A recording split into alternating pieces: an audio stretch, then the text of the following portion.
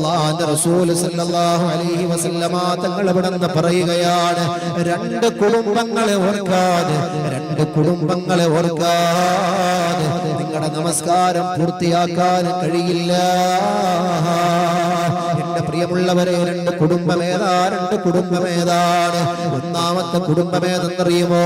കമാ സല്ലൈത അലാ ഇബ്രാഹീം വഅലാ ആലി ഇബ്രാഹീം. 4000 വർഷങ്ങൾക്ക് മുമ്പ് യൂഫ്രട്ടീസ് നദിയുടെ അരികത്ത് ചെറിയ ഒരു ചെറ്റക്കൂരയുടെ ഉള്ളില് ആടിന്റെ പാല് കറന്നുകൊണ്ട് ആടിനെ മേച്ച് ജീവിച്ചിരുന്ന മില്ലത അബീകും ഇബ്രാഹീം, നിങ്ങൾ നിങ്ങളുടെ പിതാവിന്റെ ചര്യയെ പിൻപറ്റണമെന്ന പരിശുദ്ധ ഖുർആൻ അഭിസംബോധന ചെയ്ത് സംസാരിച്ച ബഹുമാനപ്പെട്ട ഖലീലുല്ലാഹ് ഇബ്രാഹീം നബി അലൈഹിസ്സലാത്തു വസ്സലാം അവിടുത്തെ കുടുംബത്തെ കുറിച്ച് ഓർക്കാനാണ് പുന്നാര ഹബീബ് തങ്ങൾ പറഞ്ഞത്.